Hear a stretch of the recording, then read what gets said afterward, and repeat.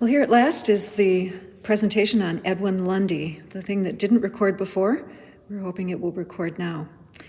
Lundie is quite a famous Minnesota architect, and we're fortunate in St. Anthony Park to have a fairly large number of his homes here. There are approximately 85 Lundie houses that are still standing, and there are 9 houses in St. Anthony Park that he designed. So that puts us at more than 10% of his surviving work at designing houses. He did a lot more than start to finish house design. He did a lot of renovations, a lot of remodeling. That was, in fact, the majority of his portfolio. So it isn't as though we have the majority of everything that he created here in St. Anthony Park, or 10%, but we do have 9 houses that he built starting in the early 1920s and going until the early to mid 1930s. He worked primarily in the northeast section of the neighborhood. So the farthest south is the house that you see on the screen right now on Doswell, right near College Park. And then there are 4 houses up in the University Grove. This correlates to where the neighborhood was being developed at that point.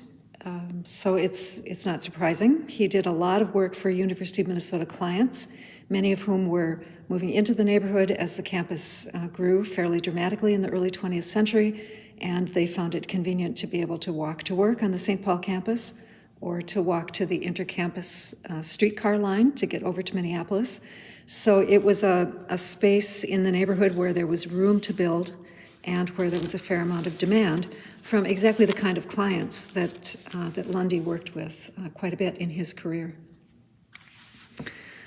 Lundie was born in 1886. He died in 1972. And he spent most of his career in Minnesota. He was trained, as a number of young architects were, by reading and by working for other architects. And so, for instance, we know him, for instance, for places like Cabins on the North Shore and Lutzen Resort, which just burned recently, as you probably remember. He used a lot of influence from Scandinavian folk architecture in the buildings that he designed, especially the cabins. And that was basically him studying about Scandinavian folk architecture, not that he had taken any courses in architecture school. In fact, he was informally educated under an old way of education, kind of as an apprentice, working in architectural firms with professional architects. He took some drawing classes, he took some classes at the St. Paul Art School, but he learned on the job, essentially. He did his work, by the way, at the Lutzen Resort, rebuilding something that had burned. The first hotel was built there in 1928, and it burned in 1948. And then Lundie was hired to design a new hotel on the spot, and it stood starting in 1949, and it burned almost immediately in 1951, and he rebuilt it. So if the Lundie plans are used again, it would be the 3rd iteration of Lundie's work for Lutzen and the 4th Lutzen Lodge or Lutzen Hotel building on that site. So here's Lundie in his younger days. He was born in Iowa, Cedar Rapids, Iowa in 1886. His father was in real estate. And it's possible that that family background meant that he was raised with a kind of understanding of land and of sites and of location, and that certainly ended up being an important factor in his work. When he was 13 or 14 or so, around 1900, the family moved from Iowa to South Dakota. And then after a few years, Lundie came to St. Paul.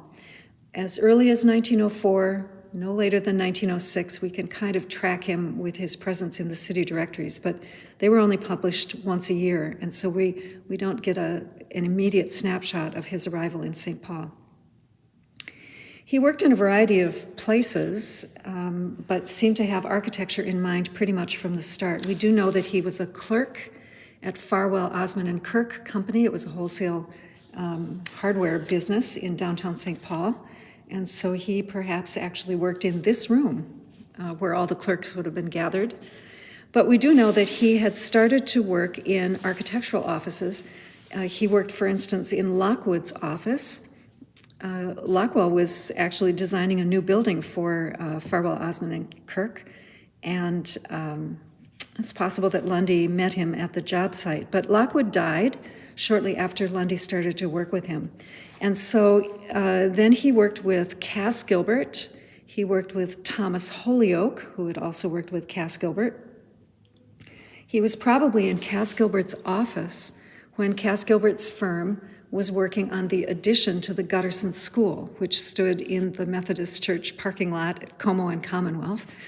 This building, the front of it was built in 1887, and then it was dramatically overcrowded, which seemed to be a perpetual thing for this school. So they doubled the size of the building in 1907, 1908 by building onto the back of the building, as we look at it here from a view at the side. We're on Como, looking up towards the St. Anthony Park Home, which would have been right behind this building.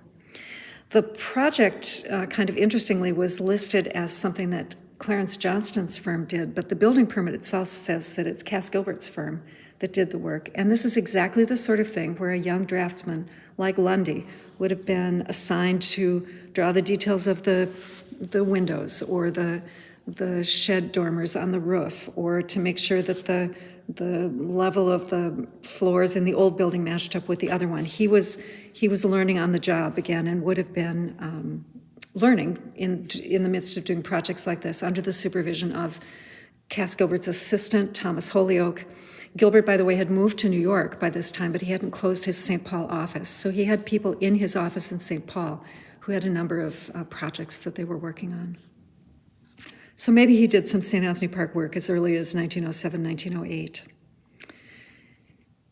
He also kind of entered some contests, trying out some of his new work. This is an example of a competition drawing for a farmhouse, a model farmhouse. This was in 1913. And so it was an open competition, and people had a chance to submit designs for what they thought a model farmhouse should look like. And they probably had a little list. Be sure you have a windmill, be sure it has enough bedrooms for the family and the farm workers, or whatever the details happened to be. And so he entered this competition. So he was engaged. He was working on a variety of different things. And also in 1913, we see his first listing in the firm of Emmanuel Masqueray, whom you see here. It's possible that he started working with Masqueray as early as 1911, but he doesn't show up in the city directories as a Masqueray employee until 1913. Masqueray was a French architect who came to the Twin Cities, encouraged to join the studio, as it were, of Archbishop John Ireland. John Ireland wanted to have a new cathedral. He also needed to have a cathedral-like building in Minneapolis, given the whole Minneapolis-St. Paul rivalry. And it's Emmanuel Masqueray who gets the job. And he had enough projects going on, not only with the basilica and the cathedral, but also other church buildings and schools and a few houses. And so he had people working in his studio, among them the young Lundie. So here is an image of Masqueray's studio. Masqueray is third from the left, the oldest of the people in the group, and then right behind his shoulder, to our right of Masqueray, there in the background is Lundie. So fourth from the left and fourth from the right, he's the guy who is in the middle of the picture. So he did work for and with Masqueray on whatever projects were assigned to him. Masqueray died, however, in 1917, with lots of projects still underway. And so with a couple of other draftsmen from the Masqueray firm, Fred Slifer and Frank Abramson, they finished off Masqueray's projects. So the church at Summit and Lexington, that was for many decades called St. Luke's, now it's St. Thomas More, that was one of the projects that they needed to finish up out of the Masqueray studio.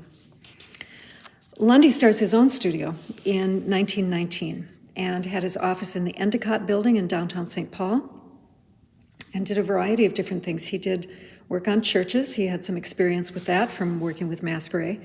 He did this hospital building in Mitchell, South Dakota in 1922, but fairly quickly he turned his attention to houses. So we've already seen as early as 1913, he was interested in the farmhouse competition and interested in the ideas of housing and starting to work with what does it mean to design a house and what's the appropriate style and what were the kinds of models that would be appropriate for housing design. He was interested in American colonial forms and types, and also in European medieval buildings. And this is all pretty loosely interpreted. He was pretty imaginative. He talked about how he learned from his parents and grandparents and the kinds of books and stories that they read to him about romantic quality and literature, character and personality. He was kind of fascinated with what the possibilities were as opposed to the kinds of rules that one might say, well, this is American colonial, period, no variations.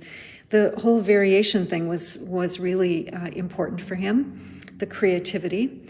He was also very connected to clients and sites. And so he rarely designed a building, I guess you could say like this one, where I guess he had some kind of client information, how many bedrooms, how many people, that sort of thing, what's the function of the house. But he would always visit a site when someone asked him to do a house and study it very carefully, what was the lay of the land, quite literally.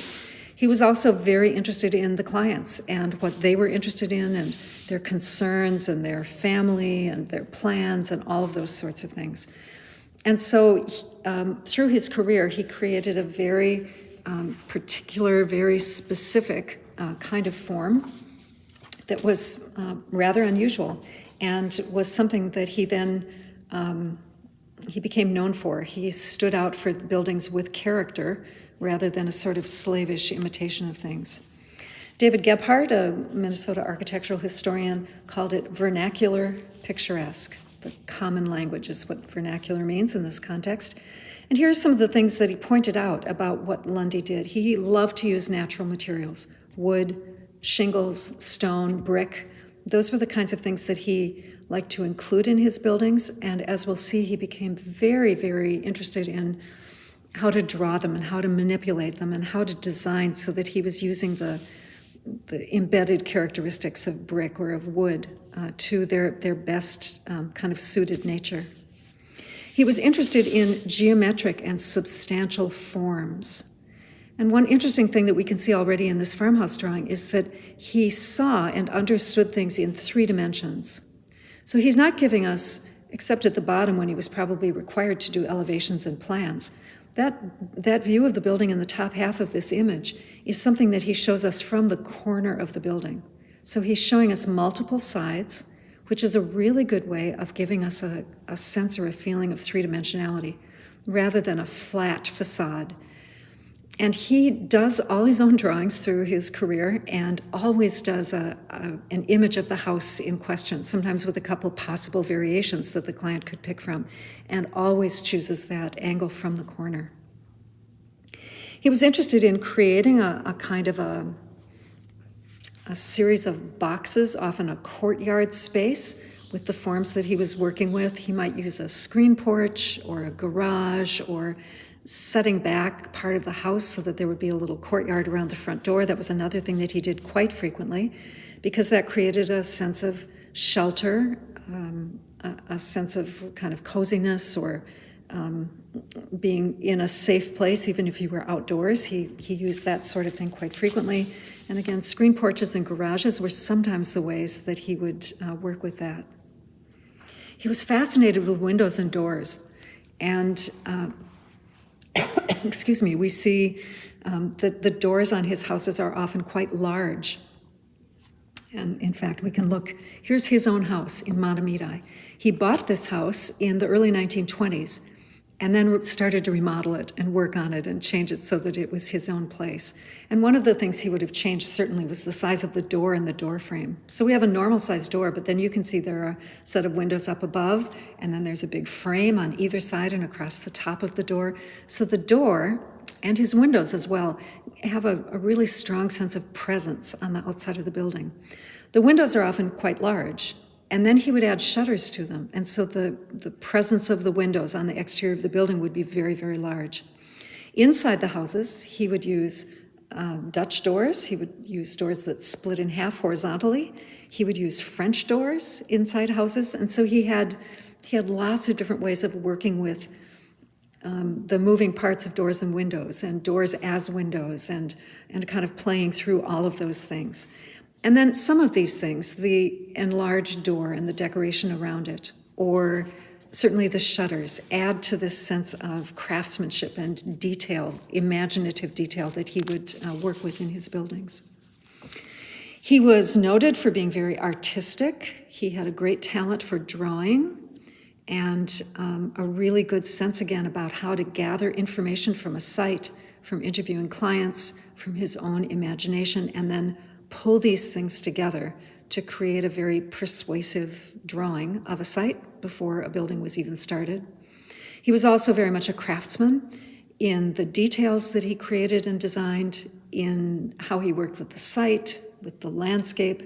He even made some of his own tools so that he and his workers could appropriately carve various parts of these things. His most free and imaginative compositions were probably his cabins, especially on the north shore of Lake Superior, built between about 1940 and 1968. Some of his country homes where he had a lot of space to work with, but he was also able to make this work with the city houses that he created, and we'll, of course, be looking at examples of city houses in this presentation. His compositions, his houses, were often referred to as being elite expressions. Oh, and here's one of his North Shore cabins with some of the Scandinavian influence. It shows up in the color, it shows up in the wood carvings. He was interested in clients who were willing to be partners of his. So not just, I need a house, I'm just going to buy something, but people who were willing to discuss their goals and their ideas and their family homes and backgrounds and that sort of thing with him. And he created, or liked to work with, what he called an aristocracy of good taste. That was a theme actually that started in the 1920s, and it actually didn't mean that he was elitist in his clientele or architecture, although there were a number of well-to-do clients who were able to afford his country homes and his lake places. But as an indication of his commitment to simply well-designed homes for as many people as might be able to afford them, we know that he worked on a number of projects where he designed plan book houses. He worked with the Weyerhaeuser Company here. For instance, you can say this is a 1940 catalog, 4-square book of homes. And these were promoted across the country through, for instance, lumber supply companies. So this is one of the homes that he designed. It's not huge, as you can see. He wanted to make it so that it was buildable, that it was something that people could understand and see. He wanted good architecture for everyone, including the masses, not just the very well-to-do. He was able to essentially scale his houses, his style of house, up or down, depending on the size of the lot, on the size of the client's budget, on their interest in the number of bedrooms or spaces inside a building. So he was able to be really quite flexible with these sorts of plans. Speaking of plans, here's what the inside of that house looked like. So it's, as you can see, pretty simple in terms of the number of spaces. There's a living room across the front. Often his living rooms will cross the front of the house, or they'll run from the front to the back along one whole side. So that gathering space was a really important part of what he created. The dining rooms connected to the kitchen quite frequently. He would often use built-ins. So you can see at as we look at this slide, the upper left corner of the dining room, there's a china closet that's noted there. And then you can see that the kitchen was also very carefully designed. He put in closets. He had little telephone cabinets that he would work in. So it was, even on a small scale, something that was really very, very carefully designed. Lundie was highlighted in a newspaper article in 1938 in the Star Tribune about these relatively simple houses, a 4-room, 2-story house. And it said that Lundie had an extreme interest in the interpretation of early American styles. And because of that, he had achieved national recognition in the field of colonial architecture. And in his home plans, it says, in this delightful small house, number 42C, he is at his best. The plan is simple, the exterior is straightforward, yet it contains all the elements necessary to meet modern needs and modern ideas of beauty and utility. and kind of sums it up in Lundie providing value plus appearance. He has become an icon, I guess it's best to say. There are lots of people who admire his work.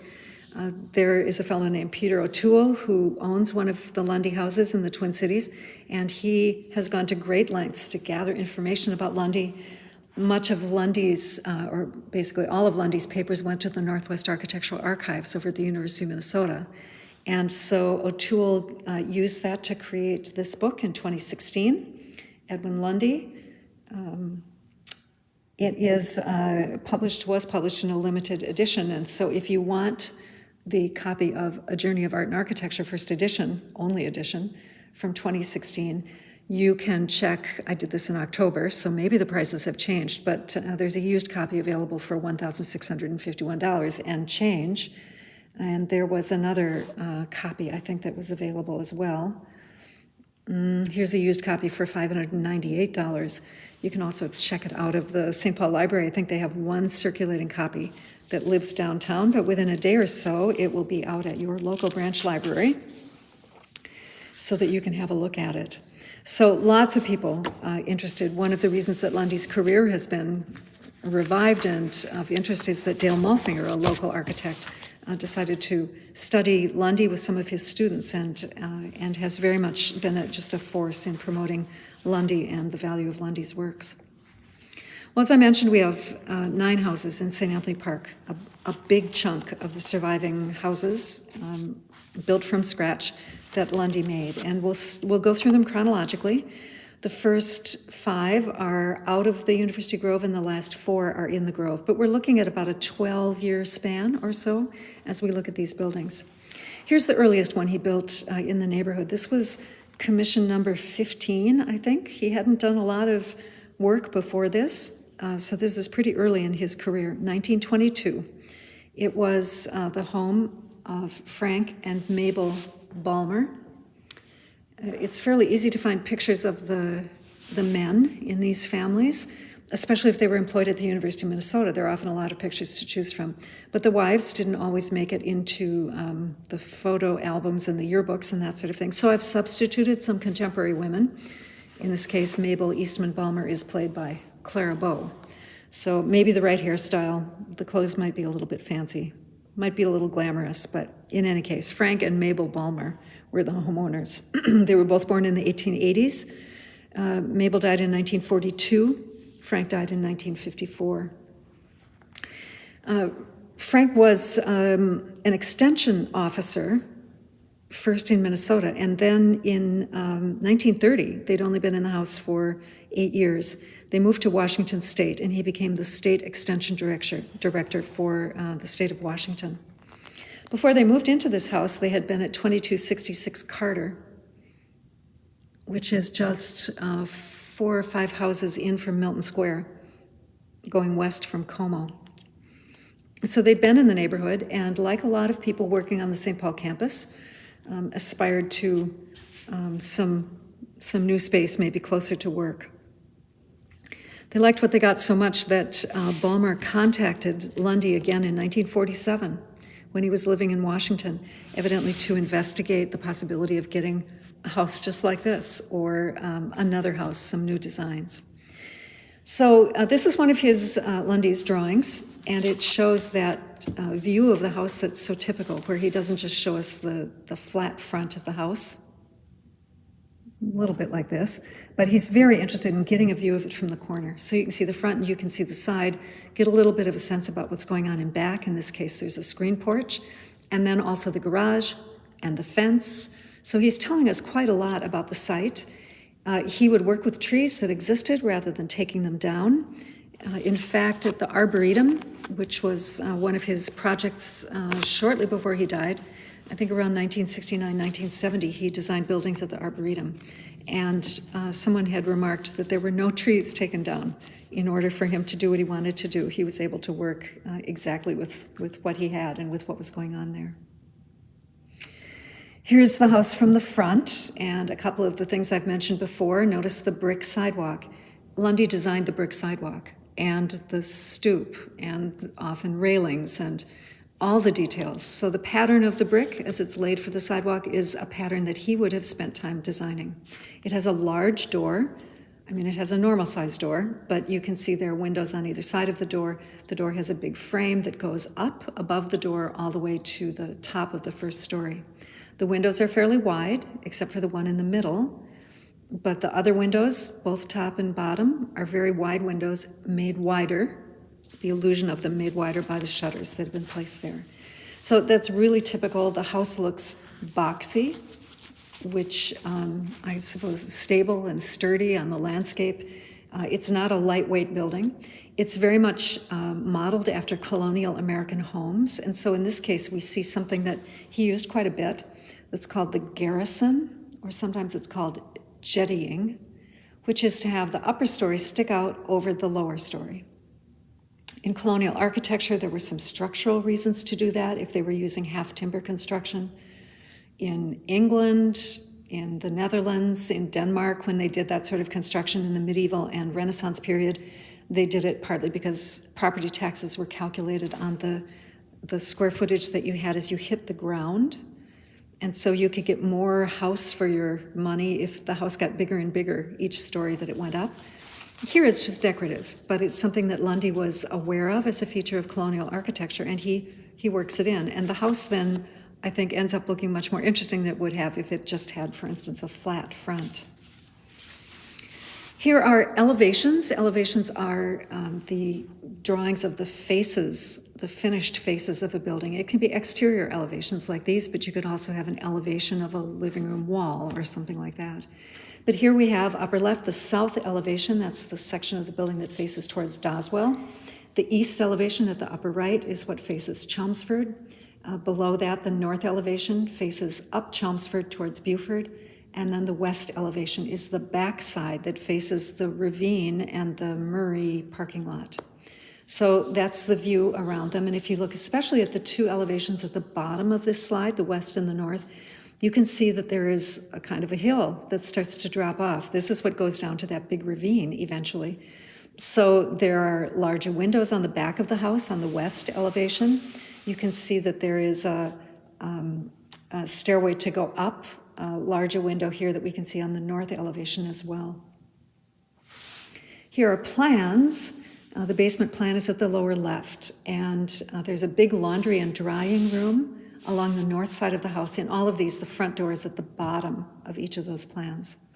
So laundry room on the north side of the house, stairway is sort of middle and back, and then a coal room and a boiler room on the south side of the house.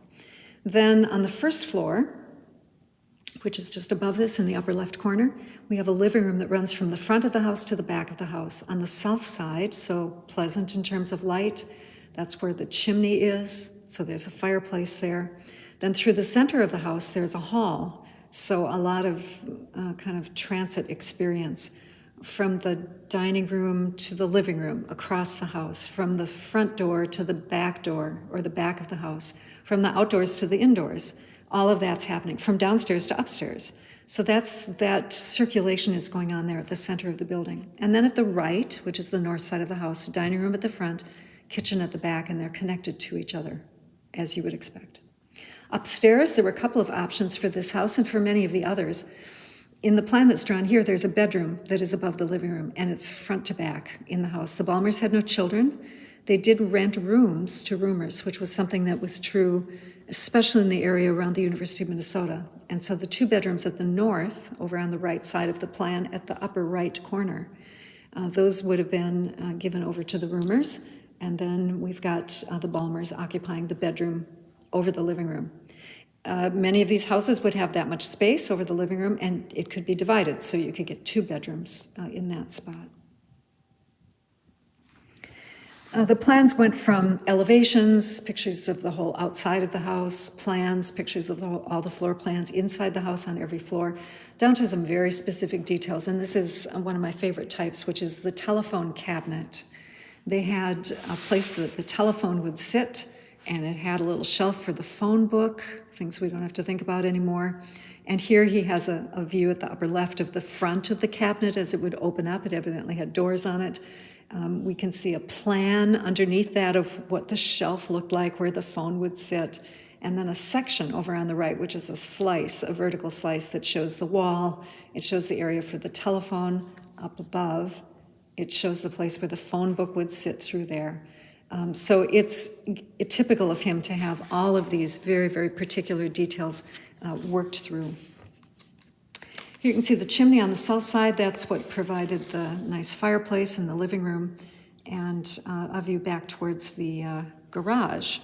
So here we're looking at all of his drawings for the garage, and in particular, the drawings at the upper left show that change in elevation, so that there was even a door going into a lower level, which the plans down here tell us would be space for garden tools. Then up above, this is the garage as you would come in from Chelmsford and into the building this way, with super cool bifold kind of garage doors. That's what they would use back in the day. And then here on this side, the right side, we get the sun porch and the plans and the elevations for the sun porch. Again, down to the little details. This is a set of drawings for the ventilator, the ventilation contraption on the top of the garage roof. And at the very top of it, there was a finial, and he's drawn the finial, full-size detail of the finial. So he's drawn all of these things out with all of their measurements so that he would be able to work with his chosen contractors to get things just so. Here's the house from the southeast, where we can see the chimney. It's a little bit hard to see on these slides, but if you walk past the house and have a look at it in person, you'll see that the brickwork is quite interesting. It's not just a bunch of bricks stacked up on top of each other. They're changing direction, there are patterns that are used in them, so they're really quite interesting. And then, quite famously, for many of Lundie's houses, the shutters have really interesting details on them, the kind of thing that would come from interviewing the clients.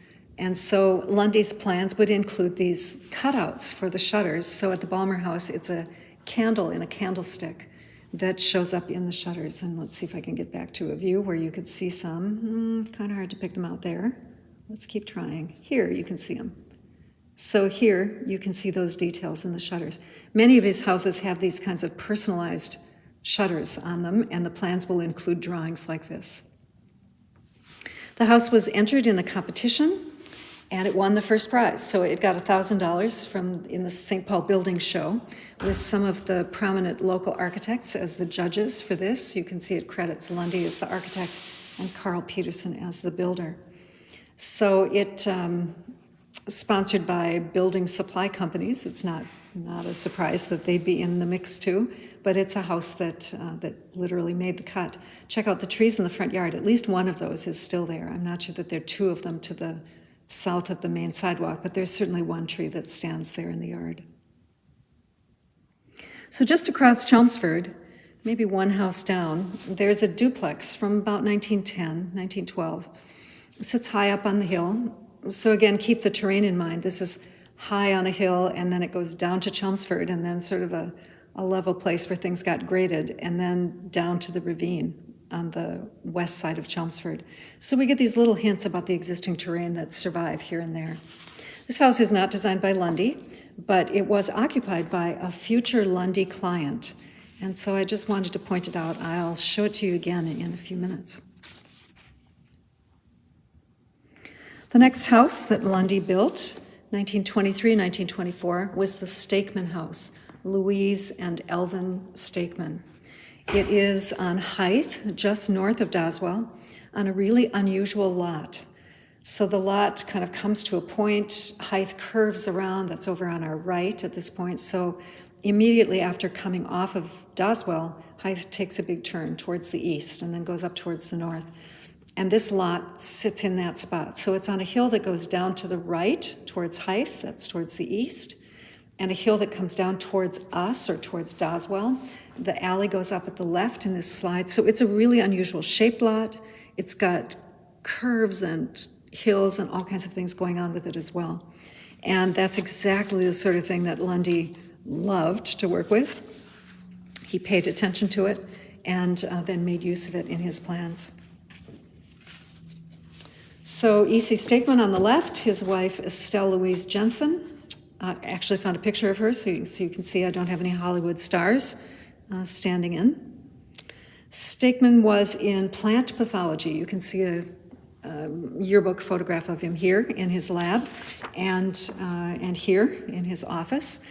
He lived until 1979. He was 99 or 100 years old when he died, and he was in the neighborhood, and there was an article about him in the Bugle in 1976 where he was talking about issues of starvation and whose responsibility it was to think things through, interested in linguistics, history, as well as science, so quite an interesting guy. Exactly the sort of client that Lundie enjoyed working with. Here is a drawing that Lundie, did of the house. This has a sidewalk going down towards, or stairway going down towards Hythe. And we're looking here at the Hythe side of the house with an open porch. Keep that in mind because that's undergone some changes over the years.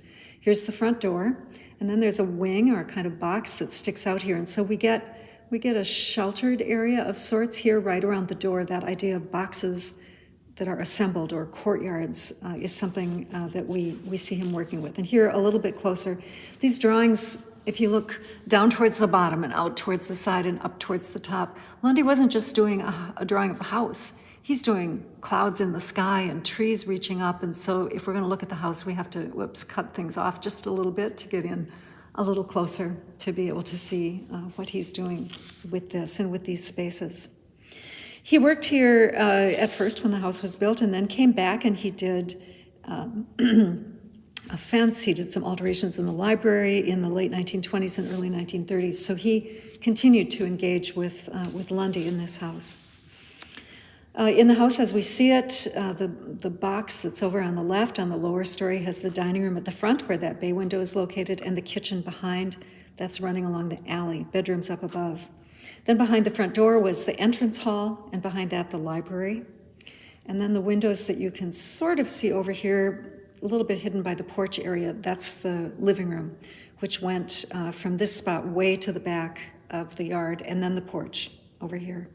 The porch has had a number of different iterations. It was recently enclosed as a 4-season structure, but after it was an open porch, it was enclosed with aluminum combination windows. It was a 3-season porch, and the current owners got Ben Quay's company to come in and to enclose that, and also to get rid of these stairs that led into the house. Notice, by the way, the French doors. I told you that was a huge preoccupation of Lundie's.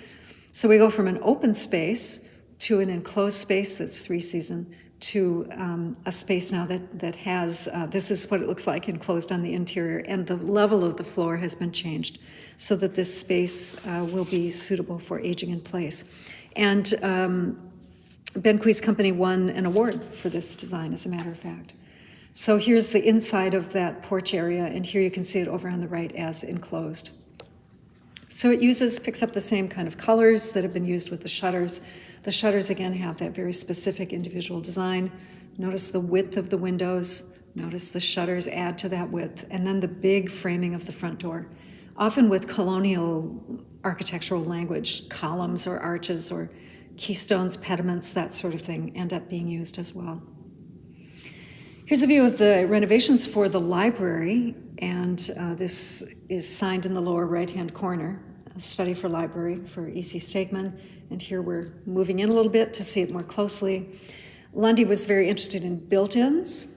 He was very interested in wood paneling. That was another of the characteristics that we see in a lot of his work. And interestingly, you can see not what we would call friendly to aging in place. Notice the 2 steps that go up to I think it's the living room space in that case, with a rug on top of them. That's screaming trip hazard and all kinds of things to me there, but it looks very 1930s cozy, and so I suppose it makes perfect sense. Here we're on the Hythe side of the house and looking at basically the backyard and then the back of the garage, which with the house helps to form one of those kind of protected enclosed courtyard areas. Here we are on the alley looking at the garage. The garage is part of what Lundie designed for this project, and again you can see these little courtyard, little enclosure spaces that he's worked with The brick apron being used here. The garage doors would have been different from what you see here, but it retains some of the original sense of what the building would have looked like. The next house, chronologically, is up on Hythe. This is the Margaret and Julian Leach house from 1925 at 1515 Hythe. It's almost at Dudley. And we can see the front of the house here. Again, lots of the standard characteristics, not only a wide door in this case, but one that has a little porch over it. Here is Julian Leach on the left, and Clara Bow appearing again, this time in the role of Margaret Clare Conover, Julian Leach's wife. Here's Professor Leach, I guess having a good time at some end of semester party, I'm just guessing. Great picture of the guy. And here's Lundie's drawing of the house. So again, notice that he's looking at it from the corner. So we get a little sense of the landscape. It does drop off towards the alley at the back, as well as the view of the side and the front of the house. And a little bit closer again, if we are willing to cut off the tops of trees and clouds in these beautiful Lundie drawings, then we get a slightly better view of the house. Notice that the entrance is a little bit more elaborate here. There's trellis work. I think there were benches maybe on the outside of the house, so very thoughtfully designed and planned from the start. Here's its current appearance, and you can see, for instance, the backyard does drop off. So there's the garage down at a much lower level, basement level essentially, but on the alley. There was originally a tuck-under garage in the house, or under the house at the back, now a separate garage. And then the view of it from the northwest, looking down towards, or northeast, looking down towards the southwest. Here's the part of the plan for the first floor that shows a number of Lundie's characteristics. There's a china closet built in at the corner of the dining room, which is way up here at the upper left corner. Here is the telephone recess, my favorite part of the whole house. Here's a seat with a hinged cover in the vestibule, just in the opening when you would come in. Coat closet over here at the bottom of the stairs, a broom closet. He's got all the little details. We're back in the kitchen back here, and he's giving all the measurements. He's showing what purposes things had. The trellises are designed in. Again, very, very thoughtful in how he worked with all these spaces. These folks didn't stay for too long. I think they went to Tennessee next and then ended up in West Virginia. So Julian Leach taught around and about in a variety of different places. At the time of the 1930 census, the house had the Leaches plus 2 children plus his mother, I think, either his mother or his mother-in-law, living in the house with them. We're back down to Doswell here for the Hal and Effie McQuethy house. This is one house away from College Park.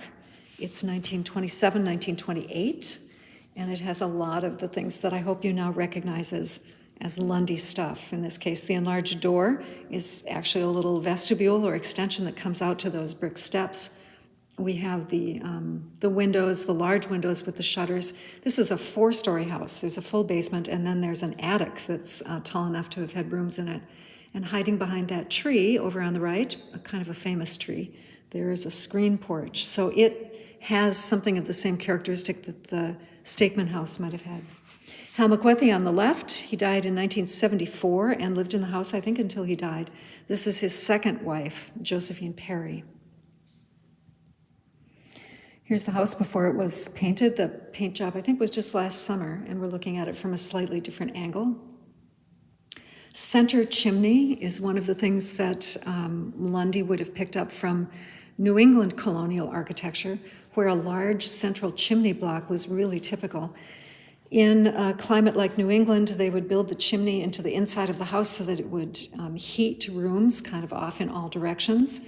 In mid-Atlantic and southern colonies, we find that they put the chimneys at the ends of the house and sometimes not even embedded in the walls, but sort of freestanding so the heat would radiate out. And as Lundie would read about and look at pictures of colonial architecture, he would pick and choose which kinds of chimneys he wanted. Of course, it had to do with how the chimneys and then interior fireplaces might be used by the family inside the buildings. Check out the porch. It's an open screen porch. So the porch at the Stakeman house would have been an open porch originally, and then it got enclosed to 3-season, and then now completely closed off, so is a 4-season structure. This house is especially famous for its its shutters, and the decoration that is included in the shutters. You can maybe pick it out. You can see that there's decoration in the shutters, certainly here. And I might actually have a detail of it. Let's see if I can get to it. Yep, there it is. Okay, so the shutters on the left and then the detail of the cutout. It's a ginkgo leaf. This house has a big, huge old ginkgo tree in its front yard. And originally it had 2 ginkgo trees, a male and a female tree. And I've heard from a number of people that forestry students from the university would be dragged down to this house so they could look at the ginkgo trees, which were not as common in the neighborhood then as they are now. And of course, College Park was planted in a way that it was a kind of laboratory of trees. The campus is planted that way as well. But to find 2 ginkgo trees in the front yard, only one of which survives, and then to have the house's shutters with the ginkgo motif is a really interesting and unusual thing, and very much like the way that Lundie would relate to and work with his clients. Speaking of working with clients, the Leach house, Julian Leach was in plant pathology. It was the Balmer family who recommended Lundie to the Leaches. And in this case, with the McWethies, Effie McWethy's brother commissioned Lundie to do cabin plans in 1937. And it wasn't unusual at all to get the sort of word-of-mouth relationship advertising that would go on from client to client, so that there would be a number of people who would have some exposure to Lundie and then follow through, or evidently the quality of the house would sell someone else on the quality of Lundie's work and his viability as a future architect for some other project. We move up close to the Grove here with the Alden and Jessie Lathrop house on Grantham Street. It's on the west side of Grantham, about 3 houses down from the corner of Hoyt. There's Alden Lathrop on the left. He was a bank vice president. And Jessie Cleaver, his wife, unavailable for a photograph, and so I've put Dolores Del Rio in her spot. The house was built in 1927. Here it is again. And it was positioned to fit on its lot. We've seen a lot of houses that have the broad side of the house facing the street. And the lot in this case, and the design and size of the house, didn't quite fit with that broad side view. And so it's turned. And one of the options that someone might pick for this is to say, well, if the broad side can't be the front of the house, if the broad side, the long side of the house needs to go into the lot and the narrow end of the house needs to face the street, we'll just move the front door to the street side. Well, here's Lundie at work, deciding that the front door, which, as you know from his work, tends to be kind of big, wasn't going to work on the narrow side, the street side of the building. And so the entrance to the house is on the side of the house. And without even getting around the corner, you can see how large that front door is. It's wide, it's very high, it's got a colonial frame, essentially, all the way around it. And we get this really prominent jettying, the garrison, that overhang, on the Grantham Street side of the house. So we get some brackets here, and then we get this very marked distinction between the first floor and then the second floor. It's not as though he's ignoring this end of the house. Sometimes the windows on the side of the house don't have shutters. But in this case, he's put shutters on all 3 stories of the street-facing side of the house. And then he's made this really interesting balance. You can see the triangle of the gable roof up above. And then you can see how he creates a triangle with the windows, 1 at the top in the attic, 2 on the second floor, 3 on the first floor. So we've got this triangular stability that's presented to us on the end of the house where there's no entrance at all. But we're invited there by the walkway. Part of the building sticks out here towards the south. I think it's the dining room, and then there's a screened porch. So there's an L shape to the house that allows you to kind of see and perceive from the street what you need to do if you want to go ring the doorbell, for instance. Not a great slide. This is something I picked up from a real estate listing, but it shows that front, in air quotes, door that actually faces to the south. This is the former screen porch. The dining room is behind it. The kitchen is in the back corner of the house. So you'd go in the front door and then back to the left, and you'd get to where the kitchen is. Living room across the front side, again, sort of end to end or side to side. These big living rooms were really typical of what he did. There's a den at the center back, right behind the front door. And then the kitchen at the back left corner, dining room coming towards us, and then this porch out on this side. Here's his drawing for the house. And you see it kind of in a way that you don't really see it so well just because of the trees and the size of the lots and that sort of thing. But this approach that he takes from the corner of the house allows that section that faces to the south, where the front door is actually located, to read much more clearly. And then you don't really get the sense about the wrong part faces the street, and you're looking at it and saying, where's the front door, where's the doorbell?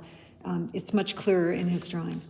So here it is, looking straight in at it from Grantham Street. Even when you do that, you can see the end of the upper story, this wing here. You can see the porch area, and it creates this kind of courtyard experience that we associate with a lot of Lundie's homes. This is one of the real estate pictures, so it's not the highest quality image, but it does show you those built-in china cabinets that he was very, very interested in. He used them a lot inside his houses. Here's the house from the back. So here's the screen porch. That's the dining room window. The kitchen would be over here on this side. And I think this building over here on the left is the original garage. It has a chimney on it. And this is a garage that's been added. Now we move up into the Grove, where the 1930s houses, the last four that we'll look at, were all located within a block or so of each other. This one is a pretty interesting one in terms of the history of the client. This is Clara Brown's home from 1931. It's on Vincent, one house up from Hoyt. Clara Brown had lived across the street from the Balmer house with her family. Here she is. She's the one who lived in this duplex at the time that the Balmer house was being built. So she had a front row seat to have a look at what was going on. She was here until 1927, so she had a chance to live across the street from the Balmer house for a few years. Then she moved to Commonwealth, 2264 Commonwealth. She was there for 3 years. It was a duplex. And the other resident of the duplex was someone named Vera Strickler. Important for our purposes because Lundie built a house for her in 1933 on Mount Calm after he had built a house for her former housemate Clara Brown in 1931. Clara moves to this house in 1932 and stayed for about 14, 15 years or so until she married Albert Arney, and then moved into his house on Dudley in 1946, 1947, 2117 Hythe, no, that's not right, 2117 Dudley, until she died in 1966. And she hired Lundie again to do some alterations in the Arney house where she had moved in, because she wanted it to be her house, and she liked what Lundie did and had to do. So notice here the big central chimney. That's really typical for this colonial-inspired house. Here we have symmetry used again, but the door is not in the center. The door is off to the side. But notice how the upstairs windows are lined up with either the door or the window at the south end of the house. Big shutters, again, very typical. Shutters wrapping around to the north side of the house that we can see with this add-on garage, which makes a little courtyard-like area. Again, very typical for Lundie and his work. Clara Brown was very involved in the design of this house. She was a home ec professor. She was really interested in having a kitchen and workspaces that were functional for her. The way the house is set up is that the living room runs across the front of the house. There's a fireplace in the living room, so follow that central chimney down, and that's where the fireplace was located. Dining room wrapping around to the back on the right, and then at the center of the back there was a workroom, and at the back behind the kitchen, the front door, was the kitchen, a fairly large kitchen. And then 4 bedrooms upstairs. So it was a fairly large house. I mean, it looks kind of small when you look at it from the street, but that's not the case. It's a pretty large space. So here it is from the northwest, looking towards the southeast. I've mentioned a couple of times about Lundie and designing details. He would design the numbers used for the address plate on the house. So here is 1570 Vincent for Clara Brown's house.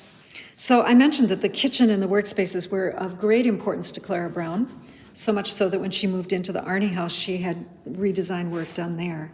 But she evidently collaborated with Lundie to the extent that there are drawings on graph paper, you can see some of it here, that evidently she drew and gave to Lundie, telling him what she wanted the kitchen to look like. A stool this high, a sink this deep, cupboards here, a railing to hang utensils, all of the sorts of things that you see there.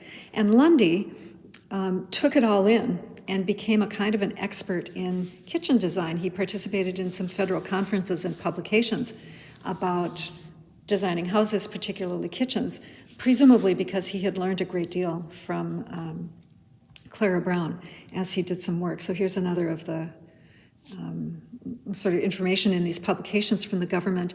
During the 1930s, during the Great Depression, the government was very active in figuring out how to get out of the Depression and then what things would look like after the Great Depression. So they were thinking about housing issues and how to deal with families that were doubled and tripled up, multi-generational housing in spaces that were too small and kind of old. So how do we get all kinds of housing built quickly? How do we finance it? The FHA was developed during this time. And they had meetings and conferences and publications. And this is an illustration from one of those publications. And again, I'm sure I can kind of imagine Clara Brown saying, Ed, operations are easier and pleasanter in kitchens that are carefully arranged for the work to be carried on. And here he's given credit for this, but those kinds of ideas were exactly the sort of thing that he would have learned by working with Clara Brown on the design of her house. Here's 2117 Dudley. This is the house that she moved into when she married Albert Arney. And then Lundie's hired to come in and do some work here as well. Our last three houses are up on Falwell. This is the Alice Beester and Ethel Phelps house. Alice and Ethel were both home ec professors. Alice, I believe, was a food and nutrition specialist, and Ethel was a textile specialist. As we can see here, I'm not sure that Alice's picture says that much about her being a nutrition and food specialist. I'm pretty sure that's what she did. But check out Ethel there with one of her assistants and the textiles. I have another picture of them. Here they are. Alice is on the left. This is at a retirement reception. Dean Middlebrook is the guy who's on the right. He was one of the driving forces behind developing the University Grove in the first place, and he had a house about 3 or 4 west on Falwell from the Beester Phelps house. You can see which of the two of these women was interested in fabrics and clothes. That's Ethel Phelps, second from the right. And then the guy with the bow tie is Malcolm Willey, also famous for housing. He and his wife Nancy commissioned Frank Lloyd Wright to design a house for them in Prospect Park on Bedford. So they had a lot to talk about, I guess, in terms of good design in this happy, charming picture. So the house is the gray one, although the white one just to its left is also a Lundie house. It was built between 1931 and 1933. And in the collaboration on this project, the concern for site was especially important because they designed the house and the location of the gardens at the same time. So there are plans, very specific plans for the gardens, which are on this side of the house and towards the back. Notice again, we've got the broad side away from the street and the gable end, the narrow end of the house facing Falwell.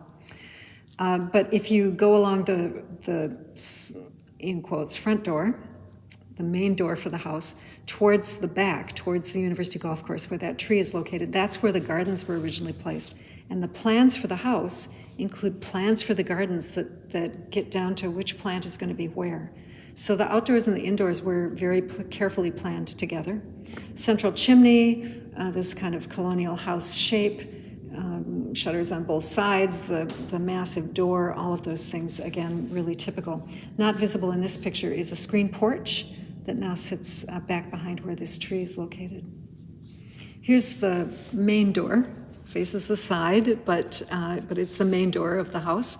And you can see it's got some classical architectural forms like the fluted, that means grooved, pilasters, that means flattened columns, the pediment up at the top, that triangular form. But notice that there are tulips that are carved, or flowers carved in at the tops of these columns, which is related certainly to the garden that would have been nearby, to the interests of the homeowner. So this isn't so much the carving in the shutters, but the carving showing up in other places.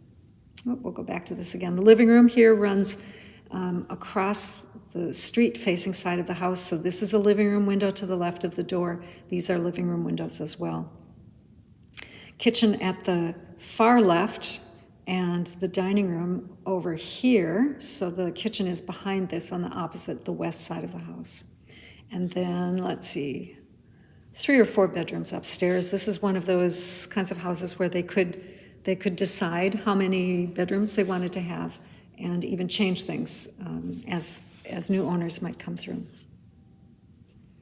This is the Maud and Harold Searles house. It sits right next to the Phelps-Beester house. So here's the Phelps-Beester house, and then the Searles house right here, 1932. Harold Searles was in the dairy and creamery department business. So symmetry, big important door, large windows with expansive shutters. In this case, there are chimneys at each end of the building. Here is Harold on the left, Maud on the right. I did manage to scrounge up a picture of her. So here it is again. The shutters are now off of the 2 little windows at the top, and the light fixture is gone, I hope only momentarily. There, you can see the house after it was painted. I hope the light fixture comes back because Lundie designed not only things like the house numbers, he also designed the light fixtures. This is one of the doors that's wider than usual. The actual screen, the actual door into the house is a big, wide door, which Lundie would sometimes make use of in his houses. They weren't all standard, go to Menards and replace them kinds of things. So you get a wide door sometimes, and then this big set of framing elements, side to side and up and down with these as well. I lived in a house that Lundie remodeled. Actually, it was 2 houses that Lundie remodeled for parts of 4 years, and I didn't realize it was a Lundie remodeled house until many years later when I was touring a Cass Gilbert house on Manitou Island at White Bear Lake. A Cass Gilbert house that had been remodeled by Lundie, and I was walking around and thinking, I know this kind of curving stair railing, and I know that. I recognize these French doors. And then I realized the house that I had been living in winters for 4 years was, in fact, a Lundie house. It had a great big wide front door like this. It had porches that stuck out. It had little courtyard arrangements. And his particular project with that house, which is on the peninsula that goes into White Bear Lake in Delwood, over on the east side of the lake, was to put 2 old houses from the 1880s together, one of which was moved across the ice from up to the north of where the peninsula is and almost fell through into the lake, as a matter of fact. But here are these 2 1880s houses that got joined together, and it was Lundie's job to make them into a home, a single home. And it was a fascinating thing. He put porches around 3 sides of the house, the lake side essentially, which was a really smart thing to do. But then on the inside of the house, it was pretty easy to see and understand or explain that it had been 2 houses. But at the same time, it was unified enough that you wouldn't say, oh, I'm stepping from this house, the Reed house, into the so-and-so house now. He drew everything together at the same time that he continued to let the separate houses acknowledge their own history. It was a really cool place. It had Dutch doors. It had super wide doors like this one. It had French doors on the inside of the house. It was even when not starting from scratch, Lundie had a way of really putting his stamp on all of these projects. So here it is after being painted and after that light fixture was taken off. Again, I'm hoping to see it there soon. And we go for our last house across the street to Henry and Melba Schmidt's house. This is also on Falwell, but it's on the south side of Falwell, facing north. Henry had been in the forestry department, and then in 1950 he was made the dean of the College of Agriculture. It has all the usual, characteristics. Let's see if we can, there we go. Henry on the left. It's a little joke here. This is not Melba and Henry on the right. It's Henry standing up with one of his colleagues. I just couldn't find a picture of Melba, so you can just pretend that she's sitting there in the greenhouse. Okay, so here, back at the house again. The living room is on the left side. It goes from the front of the house to the back of the house. Again, that's very typical. Dining room at front right, kitchen at the back right. 4 bedrooms upstairs. The whole stairway, bathroom, entrance experience runs front to back from that front door. Very wide, quite tall, very ornate.